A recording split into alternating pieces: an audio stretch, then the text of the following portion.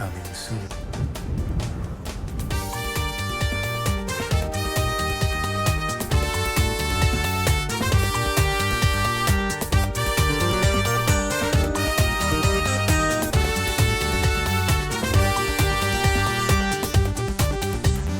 കാണുന്നില്ലേ, അറിയുന്നില്ലേ കാലത്തിനടയാളങ്ങൾ, കേൾക്കുന്നില്ലേ, ഓർക്കുന്നില്ലേ കർത്താവിൻ പ്രവചനങ്ങൾ. വരികയായി രാജാധിരാജൻ, ഒരുങ്ങുവിൻ പ്രിയജനമേ, കൊയ്ത്തിനു കാലമായി, വിളവുകൾ പാകമായി, ആത്മാവിൻ അഭിഷേകത്താൽ ആത്മാക്കളെ കൊയ്തിടാം. പ്രാർത്ഥനയാലേ പരിത്യാഗത്താലേ സുവിശേഷ വേല ചെയ്യാം, ആത്മാക്കളെ നേടിടാം. റേമാ റേമാ, കർത്താവ് സംസാരിക്കുന്നു. റേമാ റേമാ, കർത്താവ് സംസാരിക്കുന്നു. ജനമേ, ദൈവജനമേ, ഹൃദയം തുറന്നു കേൾക്കുവിൻ. കർത്താവിന്റെ ആഗമന ദിനത്തെ പ്രതീക്ഷിക്കുകയും ത്വരിതപ്പെടുത്തുകയും ചെയ്യുവിൻ. ഹല്ലേലൂയ. കർത്താവിൽ പ്രിയ സഹോദരി സഹോദരങ്ങളെ, ഷെഖേന ടെലിവിഷനിലൂടെയും ഓൺലൈൻ പ്ലാറ്റ്ഫോമുകളിലൂടെയെല്ലാം റേമ ഈ ശുശ്രൂഷയിൽ പങ്കെടുത്ത് പ്രാർത്ഥിക്കുന്ന എൻ്റെ എല്ലാ സഹോദരി സഹോദരങ്ങൾക്കും വീണ്ടും വരുന്ന നമ്മുടെ കർത്താവായ യേശുവിൻ്റെ കൃപയും സമാധാനവും ആശംസിക്കുകയാണ്. നിറഞ്ഞ ആനന്ദത്തോടെയാണ് കർത്താവിൻ്റെ വചനവുമായി നിങ്ങളോടൊപ്പമായിരിക്കുന്നത്. ടെലിവിഷൻ സ്ക്രീനിൽ ഡിസ്പ്ലേ ചെയ്തിരിക്കുന്ന വാട്സപ്പ് നമ്പറിലേക്ക് നിങ്ങളുടെ പ്രാർത്ഥന വിഷയങ്ങളും നിയോഗങ്ങളെല്ലാം സന്ദേശമായിട്ട് ഈ സമയം അയക്കാവുന്നതാണ്. ഒപ്പം യൂട്യൂബിലെ കമൻറ്റ് ബോക്സിലും നിങ്ങളുടെ ആവശ്യങ്ങളും നിയോഗങ്ങൾ നിങ്ങൾക്ക് സന്ദേശമായി നിങ്ങൾക്ക് മെസ്സേജായിട്ട് സെൻഡ് ചെയ്യാം. ഈ ശുശ്രൂഷയുടെ സമാപന സമയത്ത് നമ്മൾ ഒരുമിച്ച് ഒരു മനസ്സോടെ കർത്താവിൻ്റെ നാമം വിളിച്ച് വിളിച്ച് പ്രാർത്ഥിക്കുമ്പോൾ വലിയ അത്ഭുതങ്ങൾ നമുക്ക് വേണ്ടി പരിശുദ്ധാത്മ പ്രവർത്തിക്കും. നമ്മുടെ കുടുംബങ്ങളിലേക്ക് പരിശുദ്ധാത്മ ഇറങ്ങി വരും. നമ്മുടെ വിഷയങ്ങളിൽ ദൈവത്തിൻ്റെ ആത്മാവിൻ്റെ പരിവർത്തനമുണ്ടാകും. നമ്മുടെ ആവശ്യങ്ങളിലും നമ്മുടെ കഷ്ടതകളിലും ഞെരുക്കങ്ങളിലെല്ലാം പരിശുദ്ധാത്മാവ് ദൈവശക്തി വെളിപ്പെടുത്തും. വിശ്വാസത്തോടെ എല്ലാവരും ഒരു മനസ്സോടെ പ്രാർത്ഥിച്ച് പ്രാർത്ഥിച്ച് കർത്താവിൻ്റെ ആത്മാവിൽ നിറയുവാനായി ആഗ്രഹിക്കുക. 68-ാം സങ്കീർത്തനം 34-ാം വചനത്തിൽ കർത്താവിൻ്റെ അരൂപി നമ്മോട് സംസാരിക്കുകയാണ്. ദൈവത്തിൻ്റെ ശക്തി ഏറ്റുപറയുവിൻ. ദൈവത്തിൻ്റെ ശക്തി ഏറ്റുപറയുക. നമ്മൾ ചെയ്യേണ്ട കാര്യം ഇതാണ്. നമ്മളായിരിക്കുന്ന തലങ്ങളിൽ കർത്താവിൻ്റെ അത്ഭുത ശക്തി ഏറ്റുപറഞ്ഞ് ക്ലെയിം ചെയ്ത് നമ്മൾ പ്രാർത്ഥിക്കുമ്പോൾ നമ്മുടെ പ്രതിബന്ധങ്ങൾ തകർക്കപ്പെടുകയാണ്. എവിടെയെല്ലാം കർത്താവിൻ്റെ അത്ഭുത ശക്തി ഇറങ്ങുന്നുവോ അവിടെ ഡെലിവറൻസുകൾ, അത്ഭുത രോഗ സൗഖ്യങ്ങൾ, അടയാളങ്ങൾ, മാനസാന്തരങ്ങൾ ഇതെല്ലാം സംഭവിക്കുകയാണ്. നമ്മുടെ കുടുംബങ്ങളിൽ കർത്താവിൻ്റെ ശക്തി നിറയുവാൻ, നമ്മുടെ കുഞ്ഞുങ്ങളിൽ കർത്താവിൻ്റെ ശക്തിയുടെ സാന്നിധ്യം നിറയുവാൻ, നമ്മുടെ തലമുറകളിലും നമ്മുടെ കൂട്ടായ്മകളിലും സഭാ സമൂഹങ്ങളിലെല്ലാം ദൈവശക്തിയുടെ അഭിഷേകം വ്യാപരിക്കുവാൻ ഒരു മനസ്സോടെ പ്രാർത്ഥിക്കുക. കർത്താവിൻ്റെ ശക്തി ഏറ്റുപറയുക. പ്രശ്നങ്ങളിലേക്ക് നോക്കാതെ, പ്രതിസന്ധികളിലേക്ക് നോക്കാതെ, നമ്മൾ അനുഭവിക്കുന്ന ദുഃഖ ദുരിതങ്ങളിലേക്ക് നോക്കി നിരാശപ്പെടാതെ കർത്താവിൻ്റെ മഹാശക്തി നമ്മൾ വിശ്വാസത്തോടെ ഏറ്റുപറയും തോറും നമ്മുടെ ജീവിതങ്ങൾ ദൈവശക്തിയായി മാറുകയാണ്. വിശുദ്ധ പൗലോസ് സഭയോട് പറയുന്നുണ്ട്, കൊരിന്തോസ് സഭയ്ക്ക് എഴുതിയ രണ്ടാമത്തെ ലേഖനം 4-ാം അധ്യായം 7-ാം തിരുവചനമാണ്. ആ വചനം എന്താ നമ്മോട് പറയുന്നത്? എന്നാൽ പരമമായ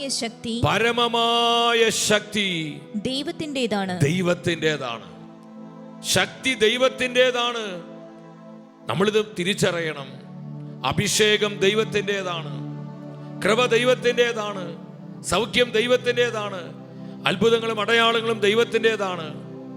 എല്ലാം ദൈവത്തിൻ്റെ. എല്ലാറ്റിനെയും സോഴ്സ് എന്ന് പറയുന്നത് കർത്താവായ ദൈവമാണ്. Hallelujah, hallelujah. ഈ ഒരു തിരിച്ചറിവോടെ ഇതൊരു വെളിപാടാണ്. എൻ്റെ സഹോദരി സഹോദരങ്ങൾ, നമ്മുടെ ഹൃദയത്തിൽ ഈ തിരിച്ചറിവ് പ്രകാശിക്കുമ്പോൾ നമ്മുടെ ജീവിതങ്ങൾ കൂടുതൽ ആത്മാവിൽ ബലപ്പെടുകയാണ്. നമുക്കതിനായിട്ട് പ്രാർത്ഥിക്കാം. കർത്താവേ കൃപ തരണമേ, കർത്താവേ കൃപ തരണമേ. ഞങ്ങൾ അനുഭവിക്കുന്ന എല്ലാ ദുഃഖ ദുരിതങ്ങളിലും അവിടുത്തെ ശക്തി നിറയട്ടെ. ഞങ്ങളുടെ സങ്കടങ്ങളിൽ, കണ്ണുനീരുകളിൽ, വേദനകളിൽ, പരാജയങ്ങളിൽ, തകർച്ചകളിൽ കർത്താവേ അങ്ങയുടെ അത്ഭുത ശക്തി നിറയട്ടെ. ഞങ്ങളുടെ കുഞ്ഞുങ്ങൾ ദൈവശക്തിയാൽ നിറയപ്പെടട്ടെ. ഞങ്ങൾ അനുഭവിക്കുന്ന എല്ലാ പ്രതിബന്ധങ്ങളിലേക്കും കർത്താവിന്റെ ശക്തി ഇറങ്ങി വരട്ടെ. ഈശോയെ, ഈശോയെ, ഈശോയെ. എല്ലാവരും വിളിച്ച് പ്രാർത്ഥിച്ച് വിശ്വാസത്തോടെ യേശുനാമം വിളിച്ച്, യേശുനാമം വിളിച്ച്, യേശുനാമത്തിന്റെ ശക്തി മനസ്സിലാക്കിക്കൊണ്ട് വിളിച്ച്, യേശുവേ, യേശുവേ, ജീസസ്, ജീസസ്, ജീസസ്. പരിശുദ്ധാത്മാവ് യേശുനാമ ശക്തിയാൽ 10,000 ഈ സമയം നിറയ്ക്കുകയാണ്. ഹല്ലേലൂയ, ഹല്ലേലൂയ, ഹല്ലേലൂയ. ഇരുകരങ്ങളും ഉയർത്തി കർത്താവിന്റെ ശക്തിയാൽ നമ്മൾ നിറയപ്പെടുവാൻ, നമ്മുടെ കുടുംബങ്ങൾ, കുഞ്ഞുങ്ങൾ, തലമുറകൾ, നമ്മുടെ എല്ലാ നിയോഗങ്ങളും കർത്താവിന്റെ ശക്തിയാൽ പൂരിതമാകുവാൻ കരമുയർത്തി വിളിക്കുന്നു. യേശുവേ, ഹല്ലേലൂയ, ഹല്ലേലൂയ, ഹല്ലേലൂയ, ഹല്ലേലൂയ. കൃപ വർഷിക്കണമേ, കൃപ വർഷിക്കണമേ, കൃപ വർഷിക്കണമേ, കൃപ വർഷിക്കണമേ, കൃപ ചൊരിയണമേ. Jesus, Jesus, Jesus. എല്ലാം മറന്ന് എല്ലാം കർത്താവിനെ ഏൽപ്പിച്ചു കൊടുക്കുക. നമ്മുടെ കാര്യത്തിൽ വളരെ ശ്രദ്ധയുള്ളവനാണ് നമ്മുടെ കർത്താവ്. നമ്മെക്കുറിച്ച് നമ്മുടെ കർത്താവിന് വിചാരമുണ്ട്. നമുക്ക് വേണ്ട അത്ഭുതങ്ങൾ, നമുക്ക് വേണ്ട അടയാളങ്ങൾ, നമുക്ക് വേണ്ട ആലോചനകൾ, നമുക്ക് വേണ്ട ജ്ഞാനം, വിവേകം, അറിവ്, ഇതെല്ലാം കർത്താവ് തന്റെ പരിശുദ്ധാത്മാവിലൂടെ നമ്മിലേക്ക് പ്രദാനം ചെയ്യുന്ന സമയമാണ്. എല്ലാം മറന്ന് കരഘോഷത്തോടെ കുടുംബങ്ങളിലായിരിക്കുന്നവരും യാത്രയിൽ ആയിരുന്ന ശുശ്രൂഷ കാണുന്നവരും, നിങ്ങൾ ഏത് അവസ്ഥയിലാണോ അവസ്ഥയിലായിരുന്ന് എല്ലാം മറന്ന് കർത്താവിനെ പാടി പാടി ആരാധിച്ച് മഹത്വപ്പെടുത്തുക. Jesus, come holy spirit. പരിശുദ്ധാത്മാവേ, പരിശുദ്ധാത്മാവേ. ആമേൻ, ആമേൻ. ക്രിസ്തീയ ജീവിത പാതയിൽ ഞാൻ കർത്താവുമായി യാത്ര ചെയ്യും. എത്ര പേർക്ക് ഈ തീരുമാനമുണ്ട്? ആ തീരുമാനത്തോടെ പാടി പ്രാർത്ഥിച്ച് യാത്ര ചെയ്യും. ക്രിസ്തീയ ജീവിത പാതയിൽ ഞാൻ കർത്താവുമായി യാത്ര ചെയ്യും. ഈശോയെ, ജീവിത പാതയിൽ കർത്താവുമായി യാത്ര ചെയ്യും, യാത്ര ചെയ്യും. കഷ്ടതയായാലും നഷ്ടങ്ങൾ വന്നാലും കർത്താദികർത്തനെ പിന്തുടർന്നിടും. ഇത് ഉറച്ച തീരുമാനമാകണം. എന്തൊക്കെ സംഭവിച്ചാലും ഞാൻ കർത്താവിനെ വിട്ടുപോകില്ല. ക്രിസ്തീയ ജീവിത പാതയിൽ ഞാൻ കർത്താവുമായി യാത്ര ചെയ്യും. ആമേൻ. കർത്താവേ കൃപ തരണമേ, കൃപ തരണമേ, അഭിഷേകം പകരണമേ, സാന്നിധ്യം നൽകണമേ, ശക്തി പകരണമേ. കഷ്ടതയായാൽ നഷ്ടങ്ങൾ വന്നാൽ കർത്താദികർത്തൻ പിന്തുടർന്നിടും. എത്ര പേർക്ക് ഈ തീരുമാനമുണ്ട്? എങ്കിൽ സ്വരം ഉയർത്തി പാടുകേ. കർത്താദികർത്തനെ പിന്തുടർന്നിടും. കഷ്ടത പട്ടിണി ഏറിടുമ്പോൾ ആപത്തു നാളുകൾ വന്നു. എന്റെ സഹോദരി സഹോദരങ്ങളെ, മനസ്സ് കലങ്ങണ്ട. കർത്താവ് കൂടെയുണ്ട്. ആപത്തു നാളുകൾ കാൽവരി സ്നേഹത്തെ ഓർത്തിടും ഞാൻ. കനിവുള്ള കരങ്ങളെ താങ്ങി. കർത്താവ് നമ്മെ കരുതുന്നവനാണ്. യഹോവ ജയറേ, യഹോവ ജയറേ, കരുതുന്ന ദൈവം. ക്രിസ്തീയ ജീവിത പാതയിൽ ഞാൻ കർത്താവുമായി യാത്ര ചെയ്യും. ആമേൻ, ആമേൻ, ആമേൻ. കൃപ ഒഴുകട്ടെ, കെട്ടുകൾ പൊട്ടട്ടെ, ദുഃഖങ്ങൾ ഒടിയട്ടെ, പൈശാചിക പീഡകൾ വിട്ടുമാറി പോകട്ടെ. കർത്താവേ, അവിടുത്തെ ജനം പരിശുദ്ധാത്മാവിൽ നിറയട്ടെ, കൃപയിൽ നിറയട്ടെ, അനുഗ്രഹങ്ങളാൽ നിറയട്ടെ. Lord bless, bless Lord. Eesho, Eesho, Eesho, Eesho, Eesho. കരങ്ങൾ ഉയർത്തി, കരങ്ങൾ ഉയർത്തി എല്ലാം മറന്ന് വിളിക്കുന്നു. നമ്മിൽ പ്രവർത്തിച്ചുകൊണ്ടിരിക്കുന്ന, നമ്മെ അഭിഷേകം ചെയ്യുന്ന, നമ്മെ അനുഗ്രഹിച്ചുകൊണ്ടിരിക്കുന്ന, നമുക്ക് ആവശ്യമായ ദൈവകൃപ ചൊരിഞ്ഞുകൊണ്ടിരിക്കുന്ന കർത്താവിന്റെ അത്ഭുത നാമം വിളിച്ച് പ്രാർത്ഥിക്കുന്നു. ഈശോയേ, കൃപ തരണമേ, കൃപ തരണമേ, കൃപ തരണമേ.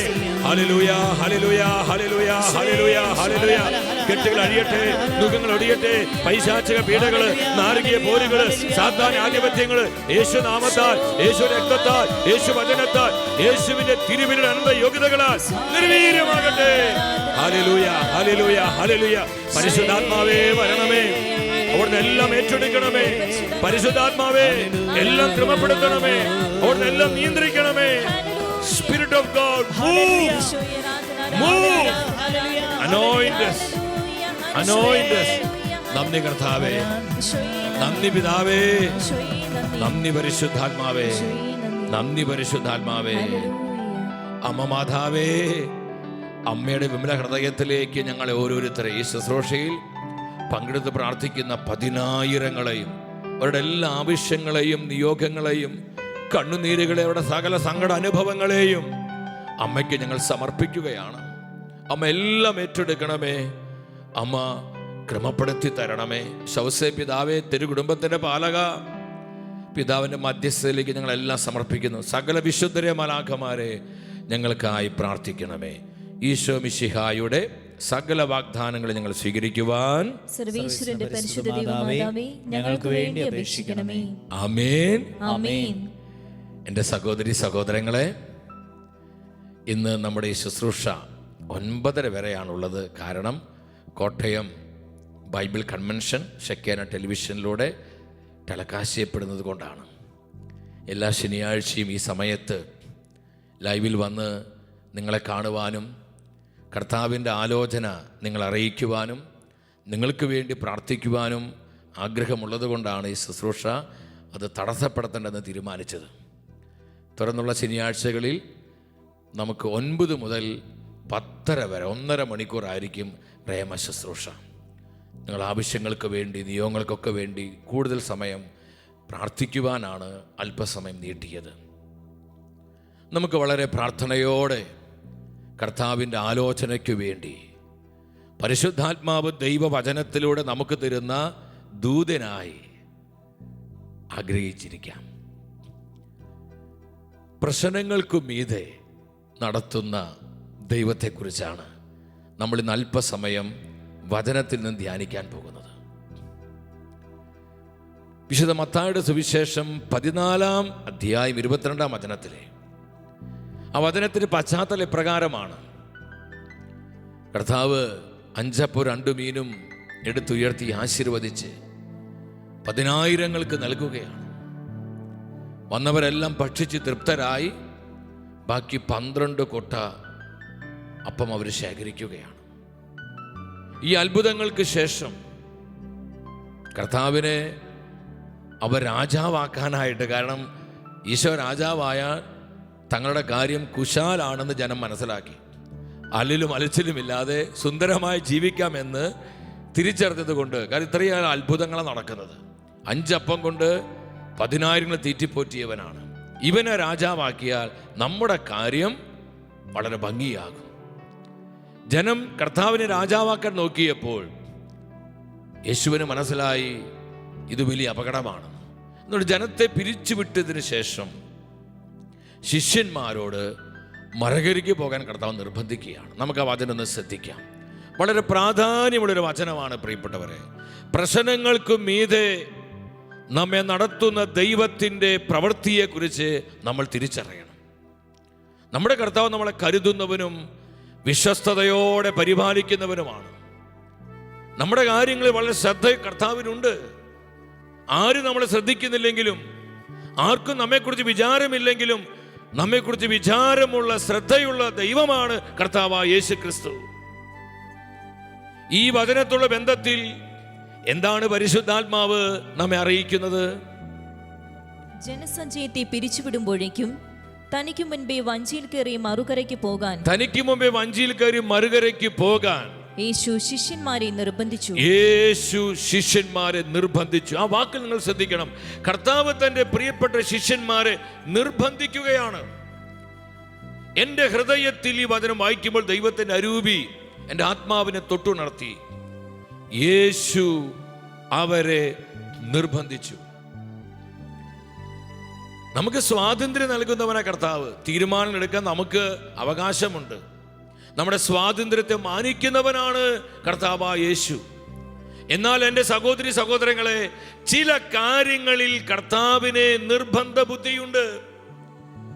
ചില കാര്യങ്ങളിൽ കർത്താവിന് നിർബന്ധമാണ്. നമ്മളത് ചെയ്തിരിക്കണം. നമ്മൾ അപ്രകാരം ജീവിതത്തെ ക്രമപ്പെടുത്തണം. നമ്മൾ അങ്ങനെ പറഞ്ഞിരിക്കണം. കർക്കശ സ്വഭാവം ചില കാര്യങ്ങളിൽ നമ്മുടെ കർത്താവിനുണ്ട്. ചിലർക്കിത് ചിലപ്പോൾ അത്ര അങ്ങ് ബോധ്യപ്പെടണമെന്നില്ല. ബോധ്യപ്പെട്ടാലും ബോധ്യപ്പെട്ടില്ലെങ്കിൽ ഇതൊരു സത്യമാണ് പ്രിയപ്പെട്ടവരെ. കർത്താവ് കരുണയുള്ളവനാണ്, കർത്താവ് ദയുള്ളവനാണ്, ഇതിലൊരു മാറ്റവുമില്ല. എന്നാൽ ശ്രദ്ധിക്കണം, നമ്മുടെ കർത്താവിന് ചില കാര്യങ്ങളിൽ കർക്കശ സ്വഭാവമുണ്ട്, നിർബന്ധ ബുദ്ധിയുണ്ട്. യേശു ശിഷ്യന്മാരെ നിർബന്ധിക്കുകയാണ്. നിർബന്ധിക്കുമ്പോൾ ശിഷ്യന്മാർക്ക് ഈ വഞ്ചിയിൽ കയറി അക്കരയ്ക്ക് പോകാൻ താല്പര്യമുണ്ടോ? ഒട്ടും താല്പര്യമില്ല. താല്പര്യമില്ലാത്തൊരു വിഷയത്തിലാണ് നമുക്ക് നിർബന്ധിക്കേണ്ടി വരുന്നത്. ഒരു കാര്യം എൻ്റെ സഹോദരി സഹോദരങ്ങൾ മനസ്സിലാക്കണം. ചില കാര്യങ്ങൾ കർത്താവ് നമ്മളെ നിർബന്ധിക്കും. പ്രാർത്ഥിക്കുവാൻ ചിലപ്പോൾ കർത്താവ് നമ്മളെ നിർബന്ധിക്കും. നമുക്ക് ക്ഷീണമുണ്ടാകാം, നമുക്ക് മടുപ്പുണ്ടാകാം, അവശതയ്ക്ക് ഉണ്ടാകാം. എന്നാൽ പ്രാർത്ഥിക്കുവാനായി ചില സന്ദർഭങ്ങളിൽ കർത്താവ് നമ്മളെ നിർബന്ധിക്കും. കർത്താവിനെ അധികമായി സ്നേഹിക്കുവാൻ ചില സന്ദർഭങ്ങളിൽ സഹിക്കുവാൻ കർത്താവ് നിർബന്ധിക്കും. നമുക്ക് ഇഷ്ടപ്പെടാത്ത കാര്യങ്ങൾ, നമുക്കൊട്ടും ഉൾക്കൊള്ളാൻ പറ്റാത്ത കാര്യങ്ങൾ, അംഗീകരിക്കാൻ പറ്റാത്ത കാര്യങ്ങൾ കർത്താവ് പറയും, നീ സഹിക്കുക. ഈ സഹനത്തിലൂടെ ഞാൻ അത്ഭുതങ്ങൾ ചെയ്യും. ഈ സഹനത്തിലൂടെ ഞാൻ എൻ്റെ ശക്തി വെളിപ്പെടുത്തും. ഈ സഹനത്തിലൂടെ ഞാൻ അനേക ആത്മാക്കളെ നിത്യരക്ഷയ്ക്കായിട്ട് നേടും. സഹിക്കുവാൻ നിർബന്ധിക്കും. ചിലപ്പോൾ നമുക്ക് ഇഷ്ടപ്പെടാത്ത വ്യക്തികൾ, അവിടെ പെരുമാറ്റം ഇഷ്ടമല്ല, അവിടെ സാന്നിധ്യം നമുക്ക് ഇഷ്ടമല്ല, അവിടെ സംസാര രീതി നമുക്ക് ഇഷ്ടമല്ല. കർത്താവ് പറയും, ആ വ്യക്തിയോട് ക്ഷമിക്കുക, ആ വ്യക്തിയോട് ക്ഷമിക്കുക. ക്ഷമിക്കുവാൻ നമ്മളെ നിർബന്ധിക്കും. പ്രിയപ്പെട്ടവരെ, വിശുദ്ധിയോടെ ജീവിക്കാൻ ചിലപ്പോൾ നിർബന്ധിക്കും. പലപ്പോഴും കർത്താവ് നമ്മളെ നിർബന്ധിക്കുന്നത് നമുക്ക് ഇഷ്ടപ്പെടാത്ത കാര്യങ്ങളാണ്. എൻ്റെ വ്യക്തിപരമായ ജീവിതത്തിൽ, എൻ്റെ ശുശ്രൂഷയുടെ ബന്ധത്തിലൊക്കെ പലപ്പോഴും ഇതുപോലെ ചില നിർബന്ധങ്ങൾ കർത്താവ് പറഞ്ഞിട്ടുണ്ട്. ആ നിർബന്ധങ്ങളിൽ നല്ലൊരു ശതമാനവും നമുക്കൊട്ടും താല്പര്യമില്ലാത്ത കാര്യമായിരിക്കും. നമുക്ക് വേറെ പല കാര്യങ്ങളും ഇൻട്രസ്റ്റ്, നമുക്ക് മറ്റു പല കാര്യങ്ങളായിരിക്കും താല്പര്യം. കർത്താവ് പറയും, നോ, നീ അത് ചെയ്യരുത്, നീ അങ്ങോട്ട് പോകരുത്, നീ അങ്ങനെ പ്രവർത്തിക്കരുത്, നീ ഇത് ചെയ്യണം, നീ ഇതിലേക്ക് വരണം, ഇതാണ് നിന്റെ മിഷൻ, ഇതാണ് നിന്റെ ശുശ്രൂഷ, നീ ഇതുപോലെ ക്രമപ്പെടുത്തണം. കർത്താവ് അങ്ങ് നിർബന്ധിക്കുകയാണ്. വിശുദ്ധ പൗലോസ് സഭയോട് പറയുന്നില്ലേ, കൊരിന്ത സഭയ്ക്ക് 2-ാമത്തെ ലേഖനം 5:14 എന്താണ് വിശുദ്ധ പൗലോസ് സഭയോട് പറയുന്നത്? ക്രിസ്തുവിന്റെ സ്നേഹം ഞങ്ങളെ നിർബന്ധിക്കുന്നു, ഞങ്ങൾക്ക് ഉത്തേജനം തരുന്നു. മറ്റൊരു വെർഷനിൽ കാണാൻ പറ്റുന്നത് ഞങ്ങളെ നിർബന്ധിക്കുന്നു. കർത്താവ് നിർബന്ധിക്കുകയാണ്. എൻ്റെ പ്രിയപ്പെട്ടവരെ, കർത്താവിൻ്റെ നിർബന്ധങ്ങൾ ഒരിക്കലും നമ്മുടെ നാശത്തിനല്ല. കർത്താവ് നമ്മളെ നിർബന്ധിക്കുന്നത് നമ്മളെ അനുഗ്രഹിക്കുവാനാണ്, നമ്മെ വളർത്തുവാനാണ്, നമ്മെ പക്വതയിലേക്ക് നയിക്കുവാനാണ്, നമ്മുടെ ജീവിതങ്ങൾക്ക് നന്മ വരാനാണ്. Hallelujah, hallelujah. കർത്താവ് നൽകുന്ന നിർബന്ധങ്ങളെ ഓർത്ത് നമ്മൾ അവിടുത്തെ സ്തുതിച്ച് മഹത്വപ്പെടുത്തണം. 24-ാം വചനം ഇനി നമ്മൾ ശ്രദ്ധിക്കുക. മത്തായിയുടെ സുവിശേഷം 14:24 എന്താ വചനം പറയുന്നത്? ഇതിനിടെ വഞ്ചി കരയിൽ നിന്ന് ഏറെ ദൂരം അകന്നു കഴിഞ്ഞു. കാറ്റ് പ്രതികൂലമായിരുന്നതിനാൽ ശ്രദ്ധിക്കണം നിങ്ങൾ ആ വാക്ക്, കാറ്റ് പ്രതികൂലമായതിനാൽ തിരമാലകളിൽപ്പെട്ട് അത് വല്ലാതെ ഉലഞ്ഞു. എൻ്റെ പ്രിയപ്പെട്ടവരെ, ഈ വചനത്തോട് നമുക്ക് എന്താ കാണാൻ പറ്റുന്നത്? കർത്താവ് തന്റെ പ്രിയപ്പെട്ട ശിഷ്യന്മാരെ എങ്ങോട്ടാ വിട്ടത്? വലിയ കൊടുങ്കാറ്റിലേക്ക്, വലിയ പ്രതികൂലത്തിലേക്ക്, തിരമാലകൾ ആഞ്ഞടിക്കുന്ന ആ കടുത്ത പ്രതിസന്ധിയുടെ നടുവിലേക്കാണ് ഈശോ ശിഷ്യന്മാരെ പറഞ്ഞയച്ചത്. നമ്മൾ ചിന്തിക്കും, കർത്താവേ ഇത് വേണ്ടായിരുന്നു, ഈ പരിപാടി വേണ്ടായിരുന്നു. ശിഷ്യന്മാർക്ക് ഒട്ടും താല്പര്യം ഉണ്ടായിരുന്നില്ല കർത്താവിൻ്റെ കൂടെ ഇങ്ങനെ പറ്റിച്ചേർന്ന് നിൽക്കാൻ അവർ ആഗ്രഹിച്ചത്. എന്നാൽ യേശു നിർബന്ധിച്ച് മറുകരയ്ക്ക് പോകാൻ ശിഷ്യന്മാരെ നിർബന്ധിച്ചിട്ട് ഇപ്പോൾ ഈ ശിഷ്യന്മാർക്ക് എന്താ പറ്റുന്നത്? അവരെ നടുകടലിൽ വട്ടമിട്ട് കറങ്ങുക, കൊടുങ്കാറ്റ് ആഞ്ഞടിക്കുകയാണ്, ശക്തമായ തിരമാലകളിൽപ്പെട്ട് വഞ്ചി മുങ്ങുന്ന അവസ്ഥയിലെത്തി. എൻ്റെ സഹോദരി സഹോദരങ്ങളെ, ഇത് നമ്മുടെ അവസ്ഥയാണ്. നമ്മുടെ കുടുംബത്തിൻ്റെ, നമ്മുടെ പലരുടെയും ജീവിതത്തിൻ്റെ ചില യാഥാർത്ഥ്യങ്ങളിലേക്ക് പരിശുദ്ധാത്മാവ് ഈ വചനത്തിലൂടെ വെളിച്ചം വീശുകയാണ്. ഞാൻ നിങ്ങളോട് ചോദിക്കട്ടെ, കർത്താവ് പൊട്ടനായതുകൊണ്ടാണോ, ഇതൊന്നും അറിയാത്തത് കൊണ്ടാണോ മറുകരയ്ക്ക് പോകാൻ ശിഷ്യന്മാരെ നിർബന്ധിച്ചത്?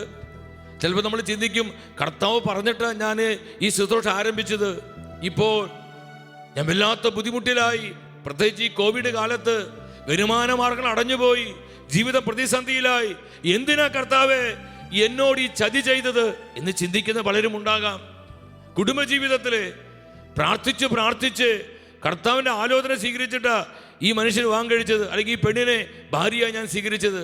ഇന്ന് എൻ്റെ ജീവിതം നരകതുല്യമായി, എൻ്റെ ജീവിതം എനിക്ക് നഷ്ടപ്പെട്ടു പോയി. കർത്താവേ എന്തിനാ എന്നോട് ഇത് ചെയ്തത്? ജോലിയിലാകാം, ബിസിനസ്സിലാകാം, സമർപ്പിത ജീവിതത്തിലാകാം, വൈദിക ജീവിതത്തിലാകാം, നമ്മുടെ ജീവിതത്തിലെ ഏത് അവസ്ഥകളിലാകാം. പ്രിയപ്പെട്ടവരെ, നമ്മൾ പലപ്പോഴും ചിന്തിക്കും, കർത്താവേ എന്തിനാ ഈ ക്രൂരത എന്നോട് ചെയ്തത്? നീ എന്തിനാ എന്നോട് ഇങ്ങനെ ആവശ്യപ്പെട്ടത്? ഇതുപോലെ ഞാൻ നശിച്ചു പോകാനാണോ, തകർന്നു പോകാനാണോ, നിരാശപ്പെടാനാണോ? അല്ല പ്രിയപ്പെട്ടവരെ, ഈ കൊടുങ്കാറ്റിന്റെ നടുവിലേക്ക് കർത്താവ് തന്റെ ശിഷ്യന്മാരെ വിട്ടയച്ചത് കർത്താവിനെ അത് അറിയാൻ പാടില്ലാത്തത് കൊണ്ടല്ല. കൊടുങ്കാറ്റുകളെ ശാന്തമാക്കുന്ന കർത്താവിന്റെ ശക്തി തന്റെ പ്രിയപ്പെട്ട ശിഷ്യന്മാരെ തിരിച്ചറിയണമെങ്കിൽ അവർ കൊടുങ്കാറ്റിന്റെ മധ്യേ പോകണം. നമ്മൾ ഇന്ന് അനുഭവിക്കുന്ന പല പ്രതിസന്ധികൾക്കും, പ്രതികൂലങ്ങൾക്കും, കഷ്ടതകൾക്കും, ഞെരുക്കങ്ങൾക്കും, സഹനങ്ങൾക്കുമുള്ള ഉത്തരം ഇവിടെ കിടപ്പുണ്ട്. എല്ലാവരും ശ്രദ്ധിക്കണം, ഇവിടെ കിടപ്പുണ്ട്. നമ്മൾ ചിന്തിക്കുക, എന്തുകൊണ്ടാണ് ഈ പ്രതിസന്ധി, എന്തുകൊണ്ടാണ് ഈ സഹനം? ഞാൻ ഒരുപാട് നാളുകളായി പ്രാർത്ഥിച്ചിട്ടും എന്തുകൊണ്ട് എനിക്ക് ഈ രോഗം വിട്ടുമാറി പോകുന്നില്ല? എന്തുകൊണ്ട് എൻ്റെ കുടുംബത്തിൽ ദൈവകൃപ കടന്നു വരുന്നില്ല? എന്തുകൊണ്ട് എൻ്റെ മക്കളെ പരിശുദ്ധാത്മ അഭിഷേകം പ്രാപിക്കുന്നില്ല? എന്തുകൊണ്ട് ഈ സഹനങ്ങൾ വിട്ടുമാറി പോകുന്നില്ല? എൻ്റെ സഹോദരി സഹോദരങ്ങളെ, ഈ ചിന്തകൾക്കുള്ള മറുപടി ഇവിടെ കിടപ്പുണ്ട്. എന്താ പരിശുദ്ധാത്മ പറയുന്നത്? നമ്മൾ പ്രതിസന്ധികളിൽ അകപ്പെടുമ്പോഴാണ്, നമ്മൾ ഞെരുക്കങ്ങളിൽ അകപ്പെടുമ്പോഴാണ് ഈ ഞെരുക്കങ്ങളെ, പ്രതിസന്ധികളെ പരിഹരിക്കുന്ന കർത്താവിന്റെ ശക്തി നമ്മൾ തിരിച്ചറിയുന്നത്. Hallelujah, hallelujah. ഈ ശക്തി നമ്മൾ തിരിച്ചറിയണം. ഈ കർത്താവിന്റെ സ്നേഹം നമ്മൾ തിരിച്ചറിയണം. ഈ കർത്താവിന്റെ പരിപാലനം നമ്മൾ തിരിച്ചറിയണം. ഈ കർത്താവിന്റെ കരുതൽ നമ്മൾ തിരിച്ചറിയണം. അതുകൊണ്ട് പലപ്പോഴും കഷ്ടതകളും ഞെരുക്കങ്ങളും കൊടുങ്കാറ്റുകളും തിരമാലകളും പേമാരികളും കർത്താവ് അനുവദിക്കുന്നത് കർത്താവ് മണ്ടനായതുകൊണ്ടോ കർത്താവിനെ അത് അറിയില്ലാത്തത് കൊണ്ടല്ല. അവൻ സർവശക്തനും സർവാധിപനുമായ ദൈവമാണ്. 25-ാം വചനത്തിൽ എന്നെ ഒത്തിരി ചിന്തിപ്പിച്ചൊരു വചനമാണ്. നമുക്ക് പെട്ടെന്ന് പോകാം. 14:25 എന്താ പറയുന്നത്? രാത്രിയുടെ 4-ാം യാമത്തിൽ, രാത്രിയുടെ 4-ാം യാമത്തിൽ അവൻ കടലിനു മീതെ നടന്ന്, കർത്താവായ ഈശോ കടലിനു മീതെ നടന്ന്. കർത്താവിന് വേണമെങ്കിൽ വേറെ വഞ്ചി വിളിച്ച് വരാമായിരുന്നില്ലേ? അവിടെ വഞ്ചിയില്ലാത്ത കുഴപ്പമുണ്ടോ? അവിടെ ഇഷ്ടം പോലെ വഞ്ചികൾ കിടപ്പുണ്ട്. എന്നാൽ ഈ വഞ്ചിയൊന്നും കർത്താവ് തെരഞ്ഞെടുത്തില്ല. കടലിന് മീതെ കാറ്റ് പ്രതികൂലമാണ്, കാറ്റ് ആഞ്ഞടിച്ചുകൊണ്ടിരിക്കുക. ആ തിരമാലകൾക്ക് നടുവിൽ, ആ വെള്ളത്തിന്റെ മുകളിലൂടെ, ആ ഭാഗം നിങ്ങൾ വിശ്വാസത്തിൽ നിന്ന് കണ്ടേ, നമ്മുടെ കർത്താവ് രാജാതി രാജാവാണ്. അവൻ അത്ഭുതങ്ങളുടെ ദൈവമാണ്, സർവശക്തനാണ്. ആ വെള്ളത്തിന് മീതെ ചവിട്ടി ചവിട്ടി ചവിട്ടി ചവിട്ടി ചവിട്ടി കർത്താവ് തൻ്റെ പ്രിയപ്പെട്ട ശിഷ്യന്മാരുടെ അരികിലോട്ട് വരികയാണ്. എന്തിനാണ് കർത്താവ് ഈ വെള്ളത്തിൻ്റെ മീതെ തന്നെ ചവിട്ടി ചവിട്ടി വന്നത്? താനൊരു അത്ഭുത പ്രവർത്തകനാണെന്ന് ശിഷ്യന്മാരെ അറിയാനാണോ? താൻ വലിയൊരു മാന്ത്രികനാണെന്ന് ഈ ശിഷ്യന്മാർക്ക് ബോധ്യപ്പെടുത്താനോ? ഇതൊന്നല്ല പ്രിയപ്പെട്ടവരെ. കർത്താവ് വെറുതെ ഒന്നും ചെയ്യത്തില്ല. ഹല്ലേലൂയ. കർത്താവിൻ്റെ ഏതൊരു പ്രവൃത്തിക്കും അതിൻ്റെതായൊരു പർപ്പസ് ഉണ്ട്, ഒരു ഉദ്ദേശമുണ്ട്. കർത്താവിന് അവരുടെ വികാരം മനസ്സിലായി. തൻ്റെ പ്രിയപ്പെട്ട ശിഷ്യന്മാരെ അവർ ഭയചകിതരാണ്, അവർ അസ്വസ്ഥരാണ്, അവർ വളരെ വലിയ ആശങ്കയിലാണ്. അവരെ ഭയപ്പെടുത്തുന്ന വിഷയം, അവരെ അസ്വസ്ഥപ്പെടുത്തുന്ന വിഷയം ഈ ആർത്തിരമ്പുന്ന തിരമാലയാണ്, ഈ വെള്ളമാണ്. വെള്ളം ഇങ്ങനെ അടിച്ച് കയറിക്കൊണ്ടിരിക്കുക. ഈ വെള്ളത്തെ കണ്ടുകൊണ്ടാണ് തൻ്റെ പ്രിയപ്പെട്ടവരെ അസ്വസ്ഥപ്പെട്ടിരിക്കുന്നത്, ആശങ്കപ്പെട്ടിരിക്കുന്നത്. എൻ്റെ സഹോദരി സഹോദരങ്ങളെ, നമുക്കുള്ള ദൂത് ഇവിടെ കിടപ്പുണ്ട്.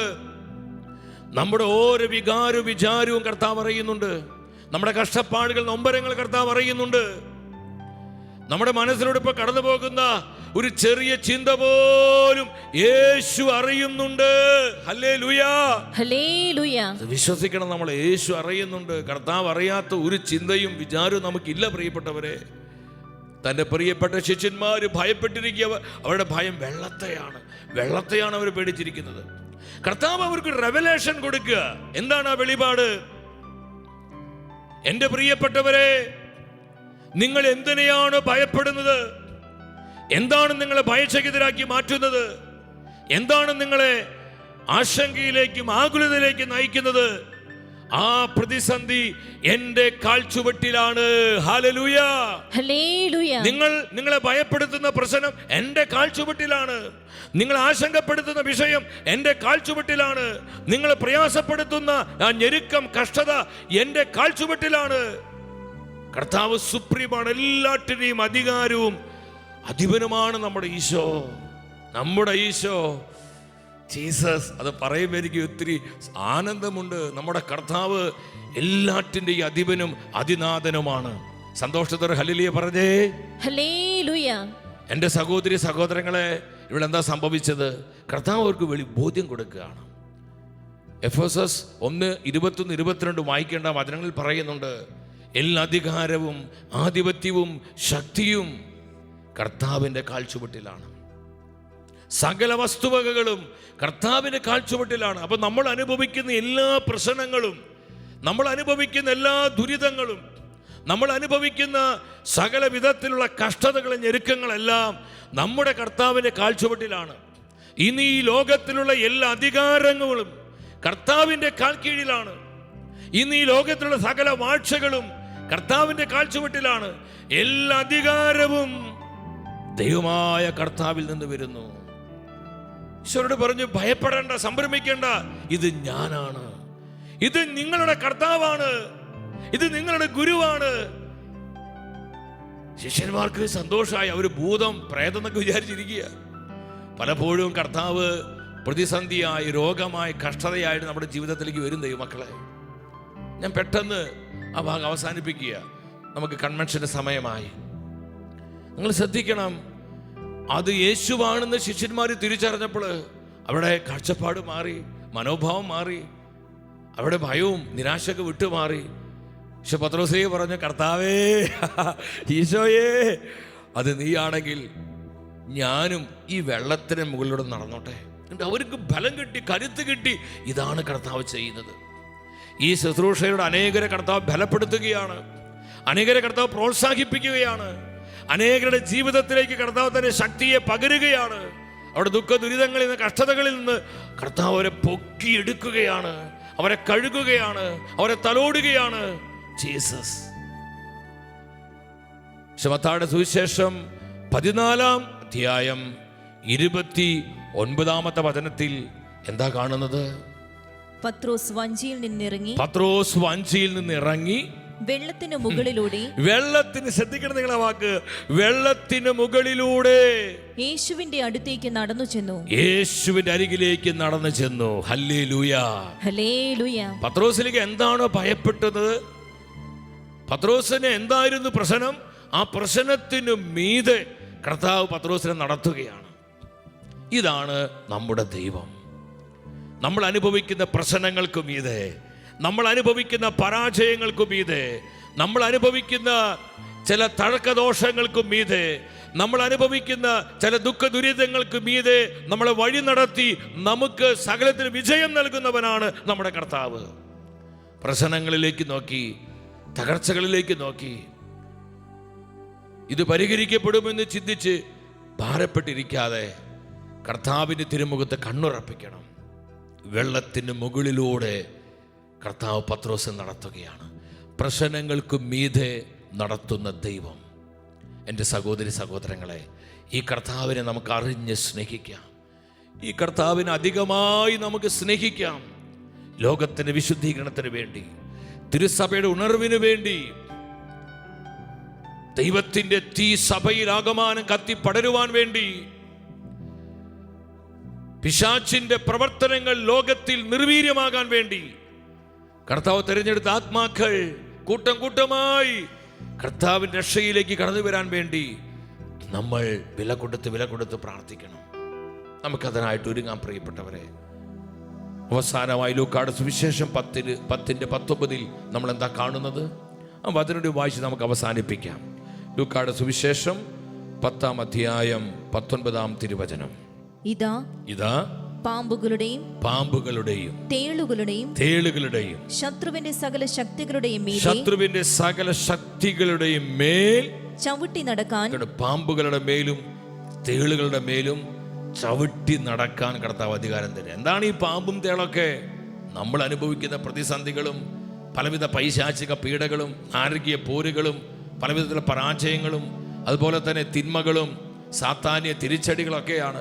ഇതിനൊക്കെ മേൽ ചവിട്ടി നടക്കാൻ കർത്താവ് തൻ്റെ ജനത്തിന് അധികാരം തന്നിരിക്കുകയാണ്. നമ്മൾ കർത്താവിൻ്റെ അധികാരത്തിന് കീഴിലാണ്. നമ്മൾ കർത്താവിൻ്റെ കൃപയുടെ മറവിലാണ്. നമ്മൾ കർത്താവിൻ്റെ സാന്നിധ്യത്തിൻ്റെ പ്രകാശത്തിലാണ്. നമ്മളെ തകർക്കുവാൻ, നമ്മളെ ഇല്ലാതാക്കാൻ ഒരു തിന്മയ്ക്കും ഒരു ശക്തിക്കും സാധ്യമല്ല. പ്രിയപ്പെട്ടവരെ, ഈ സത്യം തിരിച്ചറിഞ്ഞ് കർത്താവിനെ അധികമായി സ്നേഹിക്കുക. ഹൃദയം തുറക്കുക കർത്താവിന്. ജീവിതത്തിൻ്റെ സുപ്രീം പ്രയോറിറ്റി, ആദ്യ മുൻഗണന കർത്താവിന് മാത്രമായിരിക്കണം.